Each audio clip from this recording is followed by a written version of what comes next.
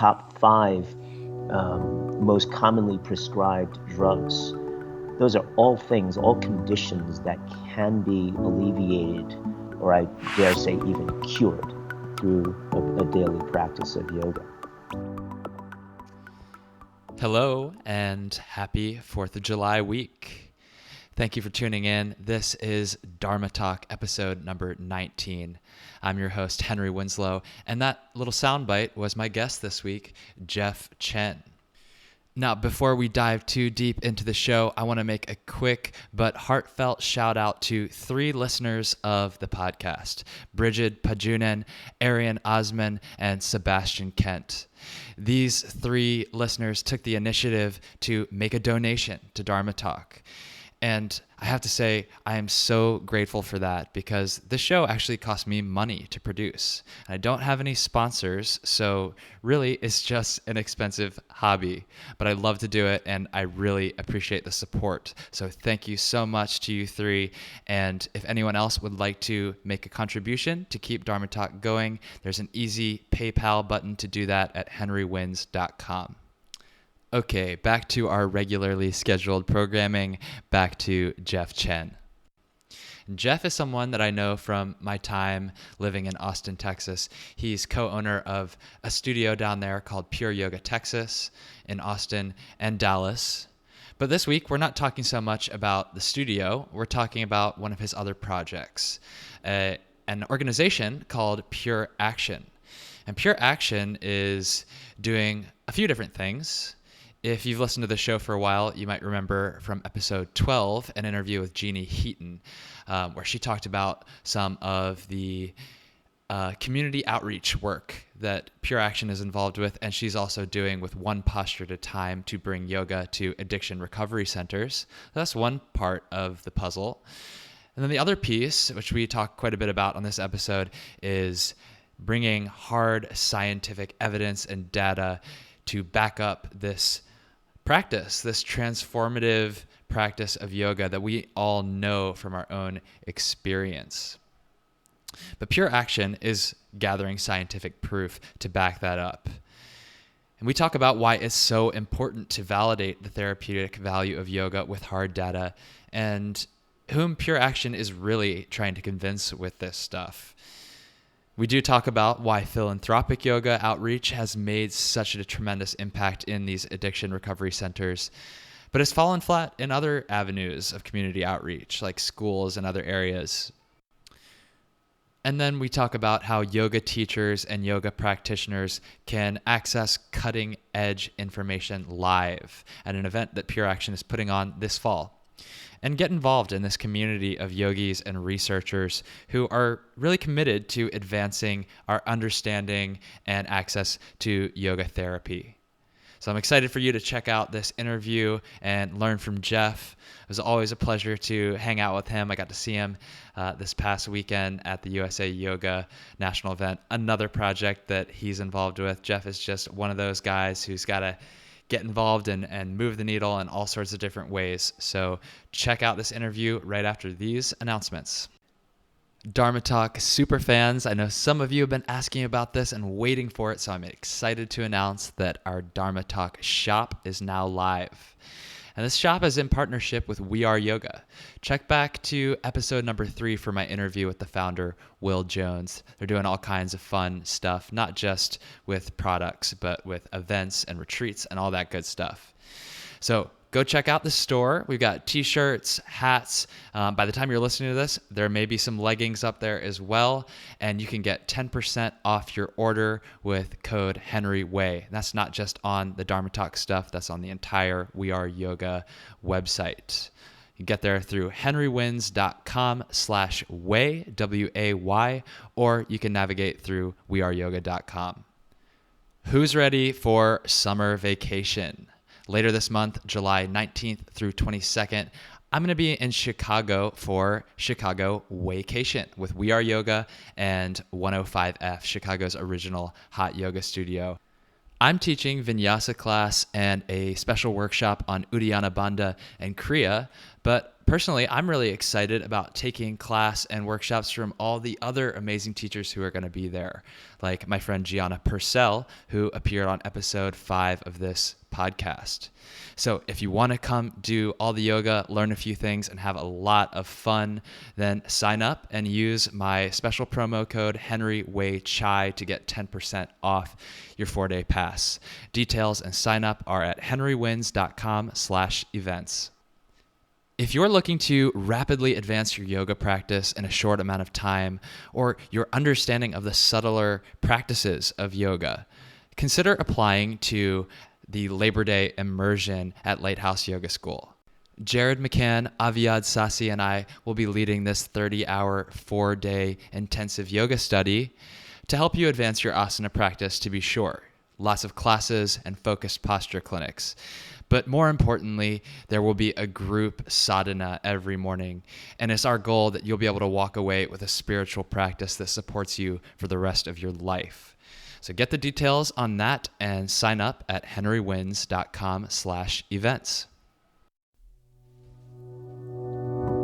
What's your purpose? What's your vision? What mark will you leave on this planet long after you're gone? I'm Henry Winslow, and you're listening to Dharma Talk, the only podcast where I interview inspirational yogis on how they're changing the world in their own unique ways. Whether you're still searching for your purpose or already walking the path, I hope these stories get you excited to live your Dharma. Hello, Dharma Talk community, and welcome back to another episode of Dharma Talk. This week, I'm excited to interview my friend Jeff Chen. Jeff is the executive director of pureaction.org, a 501c3 nonprofit organization dedicated to bringing the ancient benefits of yoga to mainstream medicine through pilot studies in yoga, continuing education, and bringing yoga practice to underserved communities. He has been practicing hot yoga for over 18 years and feels better every day he practices. Jeff, thank you for coming on the show. I'm so excited to have the opportunity to chat with you today. How are you doing? Doing great, Henry. Thanks for having me. Yeah, my pleasure. And I spoke with Jeannie Heaton, who's been working with you on Pure Action, about some of the work that she's doing down in Georgia a couple episodes ago. So I feel like it was only a matter of time. So I'm so excited. Likewise, she's amazing, Jeannie. She is amazing. All right, let's get right into it, Jeff. I asked the same question of all my guests at the beginning, and that question is this. What does the word Dharma mean to you, and what is your Dharma as you understand it today?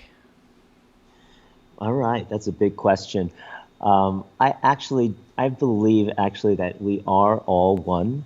That goes back to an old Hinduism principle of Advaita Vedanta, where is absolute monism, where everything is one. All of my studies in science and quantum physics and my seeking in yoga reinforces that belief. And so hence our work with Pure Action and trying to bring East and West together through mainstream medicine to better the world.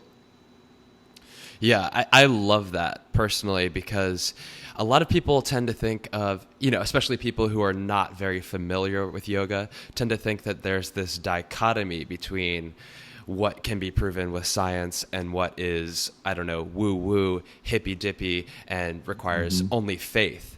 So it's really, I think, impactful for a certain group of people who might otherwise not be reached to have that hard scientific evidence that you guys are working on.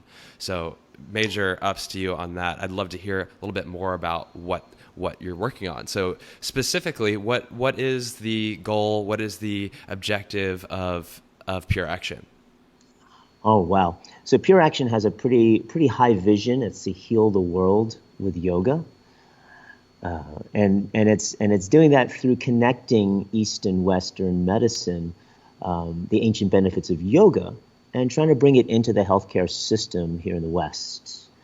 And we do that through research by funding small pilot studies at universities that explore some of the physiological benefits of yoga, But research by itself is pointless if you don't disseminate that information. So it's really important to educate the public, the general public, not just the yoga public, not just the scientific community, but everybody out there, to understand that practicing a physical practice of yoga, in addition to meditative, more cerebral meditative practices of yoga, have extraordinary benefits to the human body. And it really can transform one's health. We also have another layer within Pure Action to serve the community and go to underserved populations and bring yoga directly to them, to people who otherwise probably would never have the means to walk into a yoga studio and begin a practice. Yeah. So let's start with the first part, because I'm really interested to hear how you might structure that kind of study. What sort of aspects of the yoga practice have you put into a controlled environment, and what did that look like? Yeah. Well, when we first started the organization in 2010, I was practicing, and I owned studios, hot yoga studios in Austin, and I was approached by a PhD candidate student at the University of Texas. And she was going for her PhD at the Cardiovascular Aging Research Laboratory, headed by Dr. Tanaka. And her name was Dr. Stacy Hunter. And she had become interested in yoga just through some of her exercise physiology studies. And she was finding some really interesting information about how isometric exercise and stretching were able to contribute to cardiovascular benefits, and mostly vascular system benefits, that is, healthy arteries. Oftentimes when we hear about cardiovascular benefit, we think about the heart. But often left out of the equation is the vascular system, or the arterial system. And so her research was all about that, about healthy arteries. And she had found that hot yoga, in one of our early studies, was beneficial to the cardiovascular health. And that was very novel. It was never been studied before. So we worked and assisted her with that pilot study. And when we found some of those benefits being evident, we said, wow, this deserves some additional work and additional funding. And so that first initial study with UT Austin was really what really launched Pure Action at that time. So there was actually one study that kicked off the whole thing. You saw that there was a promise here, and then decided, okay, let's create some structure around this so that we can continue to do this work. Is that right? That's right. That's right. So what was it like, to introduce, sort of a scientific controlled experiment, to introduce the scientific method into a yoga studio? Did you face any resistance from the students or the community with that? No resistance at all from the students or community. We had so many people sign up and volunteer to be part of the study that it was very easy to recruit. Some of the challenges that we had, though, were with the Institutional Review Board, the IRB. They were mostly concerned with, well, you're going to study hot yoga, right? So how safe is that? So we had to address the safety concerns, especially as we were dealing with certain people who had been sedentary for at least 6 months, who were potentially overweight, obese, maybe had some other chronic disorders or health disorders.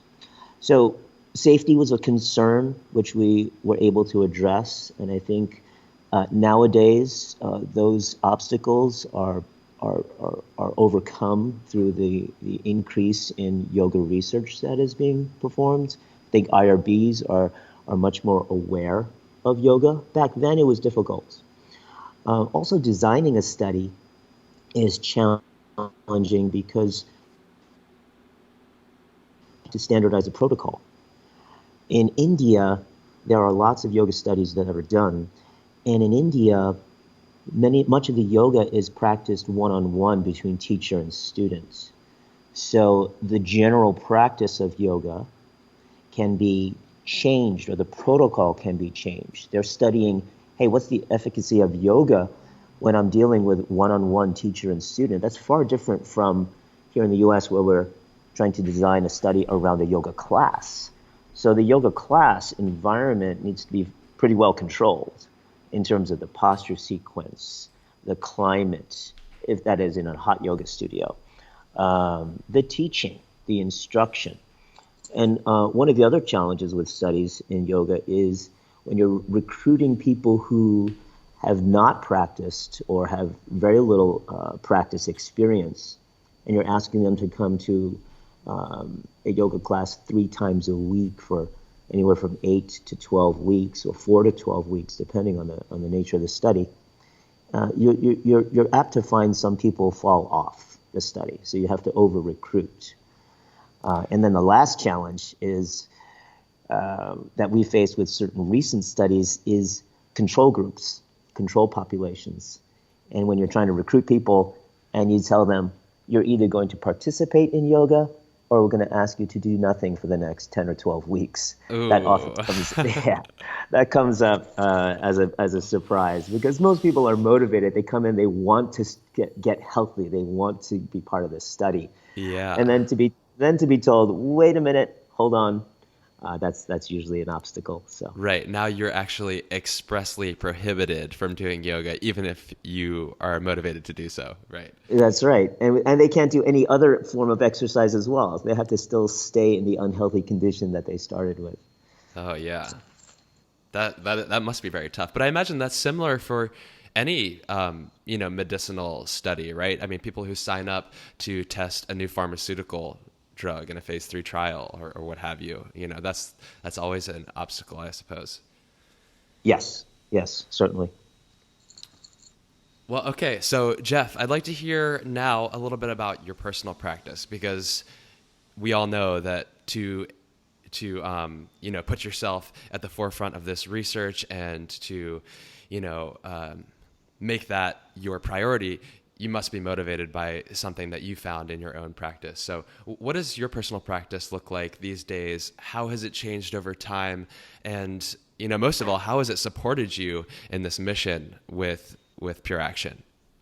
Oh, well, my personal practice, I started practicing 18 years ago in New York City. And my wife took me to my first yoga class, and it was a Bikram yoga class in New York City. And it was about 3 months after I had run my first marathon. I had been very active my entire life in the martial arts, sports, and running. And after my first marathon in New York City in 1999, I was pretty beaten up, and I had a pretty bad ankle injury. And it took lots of time to slowly recover. And then Marty took me into my first yoga class, a Bikram yoga class, and I hated it. I thought everything was too difficult. It was the most difficult thing I've ever done. But then after that first session, I noticeably felt the improvement in my ankle. And I said, wow, there's something to this. And even though I don't like this, I'm going to come back. And so I kept coming back. I started out once a week. I started out slow. But then the ankle injury was pretty much gone after just a few sessions.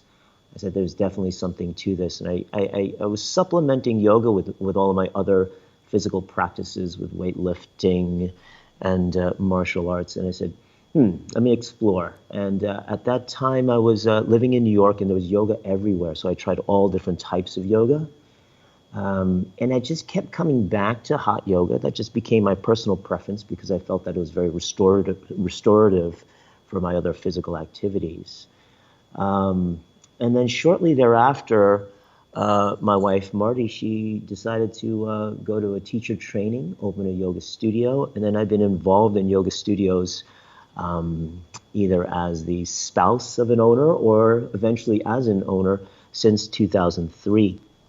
And really, all of my inspiration for the work that we do today comes from being around students that transform their lives from day one, right after their first yoga class. And they continue on, and I see miraculous transformation of their mind, their body, their health, their spirit, and just person after person, student after student is all benefiting. And that just is the rocket fuel that keeps us going. And I said, well, we always hear about these amazing transformations, but there's no scientific evidence that supports that. And wouldn't it be great if we could create an organization that can start to investigate, to explore, to provide actual evidence for people to support their practice, to let them understand that, yes, this is not my imagination, this actually can be scientifically proven. So really the last 15 years or so being involved and also owning and teaching yoga and being around the yoga community, that's just our constant source of inspiration for the work that we do with Pure Action. Mm-hmm. I think it's one thing I want to point out is a lot of the time people talk about yoga as being this totally transformative thing for your mind, body, spirit, like you said.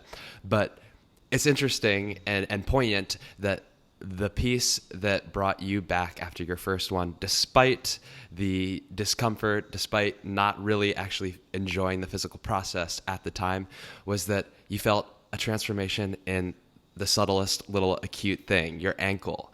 And I think it's those tiny little pieces that it takes to bring you up the ladder toward these broader, more well, I should say that was not subtle. The broader things are the more subtle ones. And it takes a little bit of faith that you build up, a little bit of credibility from having something acute like that change for you. So that can be a powerful experience for anyone who's first getting into yoga. And, these anecdotal stories, they carry a lot of emotion. That's what we're doing on this podcast right now, is sharing the stories. But if you want to be able to make broad sweeping change, that starts to lose impact at a certain point. So, what is the end goal for creating these studies, these hard evidences? Is it about getting insurance companies to cover yoga as treatment, or is it some other sort of outcome that you're going for? Well, I feel that, yes, healthcare companies to cover yoga as treatment would be wonderful. And I think that we are well along our way. I think the industry is going to be pulled by the demand for their companies. Companies will be seeing the benefits of a healthier population, and there's a lot more to that companies focus on in terms of employee wellness. So I believe that it will naturally take its course, that the healthcare industry will cover. We hope to be a catalyst or an organization that will accelerate that process. Mm-hmm. I do think that the medical community, though, should be more educated about the benefits of yoga. So a lot of our research aiming towards the medical community. It's the Time magazine had done a special issue about exercise and the science of exercise, and they imagined a world where doctors would be able to prescribe exercise to their patients. And that's already starting to happen now, right? Yes, it sure is. It absolutely is. So back then in 2010, if you were to Google yoga research and look at PubMed, you'd find a scant few research studies on physiological benefits. There's plenty of work done on the mental benefits of meditation and sitting and deep breathing. But back then, very few things on the physiological benefits. Nowadays, if you Google that, you'll see hundreds of studies. So the university research world is catching on. They see this as being more and more embedded into exercise physiology. People are connecting some dots. So I feel like it is inevitable. What we want to do is also demystify. We want to look at specifically more physiological benefits, because I think those are the things that create headlines. We want to catch the big things like cardiovascular disease, hypertension, type 2 diabetes, opioid disorder, opioid addictions. That is massive. It's a massive health problem. Depression, anxiety, major depressive disorders. There's mounting evidence of yoga helping all of those conditions. And if you really look up and down all the top 5 most commonly prescribed drugs, those are all things, all conditions that can be alleviated, or I dare say even cured, through a daily practice of yoga. Yeah, I think it's there's a fine line to walk when you are advocating for something alternative and holistic like yoga, where you don't want to come across as saying that something is a panacea, because first of all, it's not true. Sure. But second of all, you don't want to come across as like someone who is just completely lost their marbles. It needs to be rooted in something grounded and real and evidential. So, Correct. I think it's really powerful and optimistic. It's an optimistic indication that we have that it's these conditions that are being prescribed medications so often and with need. It's not, these are unmet needs that are not fully resolved at this point. They continue to plague our society. So it's an upward looking trajectory, I would say, for yoga right now. Yes, it is. And one thing we hope to use to bridge the gap between science and the mainstream is through great podcasts like this to disseminate, as well as a research conference. We've been now in our 3rd year of hosting the Pure Action annual research conference, and this year we're going to do it in Austin, Texas, in our hometown in October. And this will be a place to gather people of like mind, people, researchers, yoga teachers, yoga practitioners, and present a lot of this information, live. And there's something different about hearing it on the website, and also actually experiencing that group, that community coming together to share. So yeah, it's a weekend conference this fall. What has happened in years past at these conferences? Yeah, 2 years ago, it was interesting. It was challenging to find enough research to fill a day-and-a-half conference. Last year, we also did it in Boston. Same thing. This year, there is a plethora of research out there, and people are coming and publishing. And it's an exciting time. People get to share their research with others. It stimulates new thought. It re-energizes people. It fills up your cup. As a yoga teacher and a studio owner, fills up your cup with lots of new information that you can bring back to your community. And if one of those ideas that you learned from the research conference, makes an impact to just one more person, one more student, that gives them the energy and inspiration to continue to practice, just to keep up their practice, that's enough. Yeah. It's like you said, there's that one acute point, that one acute injury that got to me, that led me to where I am. It's the same exact thing. It's one person at a time. Maybe it's one inspiration moment at a time.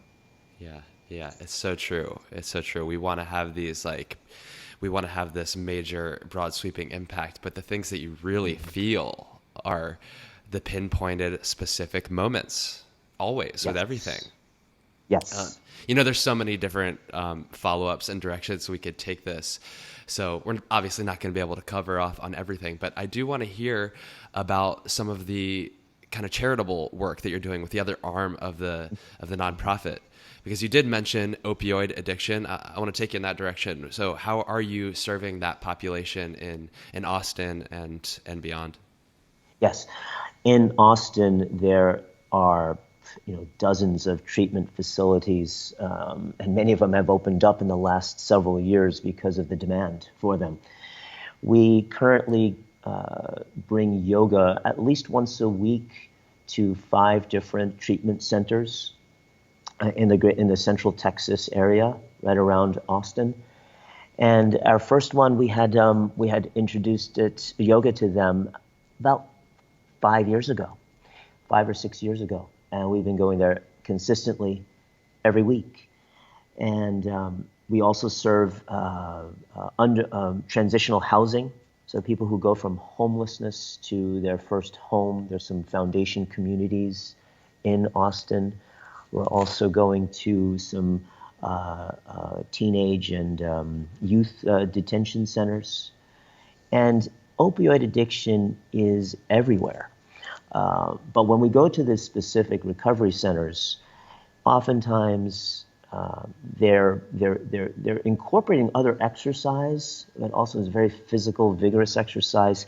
Something like yoga helps to create balance to their protocols, their exercise regimen.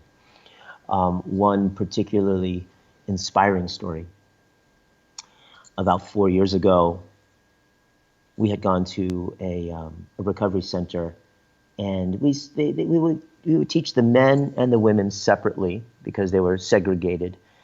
And as I find out later, one of the students, a female student, she was like, "Yeah, whatever, yoga. This is not for me." She had been addicted to all kinds of drugs, and in and out of rehab, 3 or 4 times. And then we invited Jeannie Heaton, one of your past guests, to come down to Austin and help us and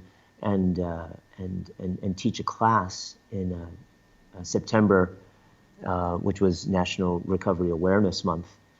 And we got all the people from the residential facility to come down to our studio and take a class in a hot room. And so this young lady, her name is Monica, decided at that point that, wow, this is yoga. This was that acute moment in her life where she said, "This is it." And we 2 years later, 3 years later, she's now a teacher at our studios, and she spreads the message about addiction and recovery and how yoga can help. And so she's gone full circle, goes back to the community and teaches class there. And she's just such an inspirational leader in the community. And just imagine, that was that one aha moment that she got from Jeannie that was able to pay forward in exponentially. So it's really rewarding to see every single person at the yoga studios that show up, but also more importantly, going to the treatment centers and planting that seed so that maybe one day they'll show up when they come out into sober living. Maybe they'll come into the yoga studio and just have that same, aha moment.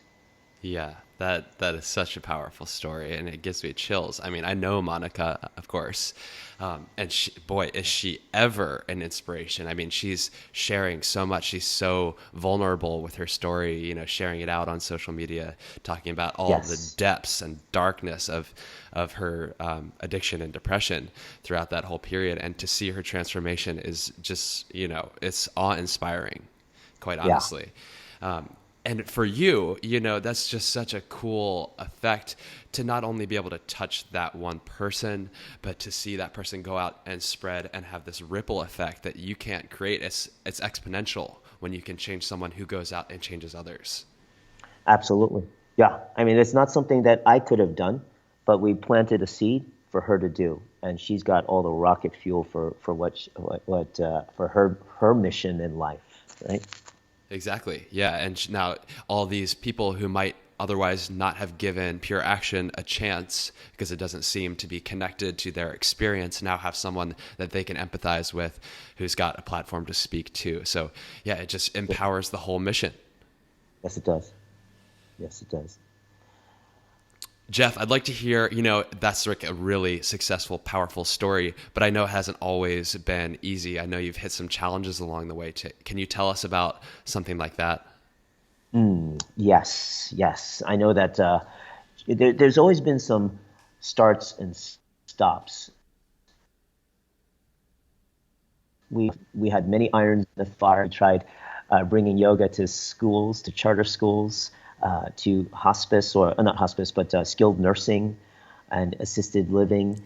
We brought it to community health centers, and every place has had its challenge because there's just natural resistance, and most people maybe they're not quite ready to understand and receive all the benefits yet.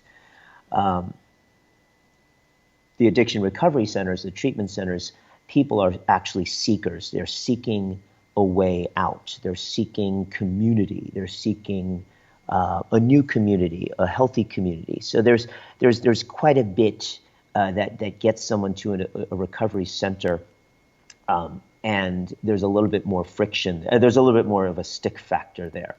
There is a difference. There is a challenge between public and private. Private treatment centers, people are more motivated to be there. They want to be there.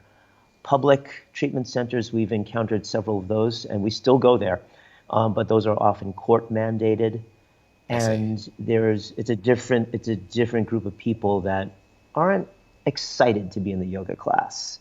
Or potentially they're not excited even to be there in the treatment center because it's mandated. That's right. Yeah. That's right.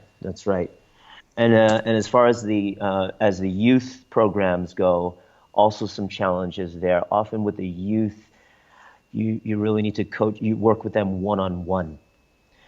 The youth in a group setting is challenging. They like to rib each other, nudge each other. They're still in that I've got to prove myself phase.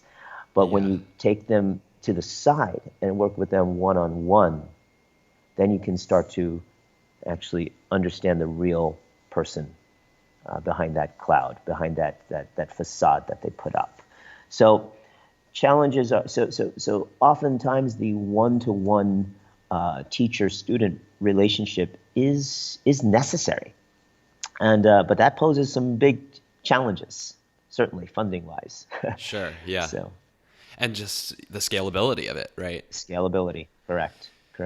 But that goes all the way back to, what you mentioned sort of at the beginning of our chat about that was the framework, in India. And I know that you and Marty have picked up some of your new teaching protocols from the Ghosh College. And I actually recently spoke to Ida Joe and Scott Lamps too. So that episode hasn't gone live at the time that we're talking, but by the time this airs, it will have. And that's awesome. Yeah, they had a lot to say about that as well, about how to prescribe yoga treatment for the individual. So, I think that comes really into play when you're talking about using yoga as a way to pull someone out of a specific illness or experience, as opposed to just a general preventative or maintenance routine. Yes.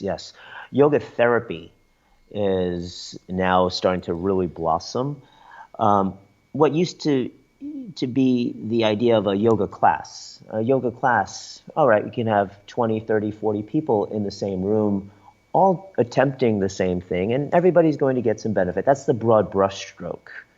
But increasingly now, our students that come through the door are, at least half of them have some kind of either chronic or acute injury.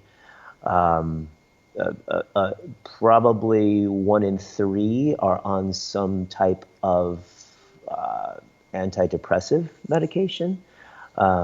Many people are recovering from addictions. And so everybody is coming through with lots of physical and or mental challenges. And rewind 10 or 15 years ago, yoga was for the fit and healthy. And now everybody coming in is generally unhealthy or unfit. And so yoga therapy is really the next step. Maybe there's a class where there's a general protocol of the broad brushstroke, but you need to actually have one-on-one guidance, modifications, if you will, specific protocols custom designed to individuals that's going to accelerate their progress and enable them to get into the public class, the class where everybody is, or at least to supplement it.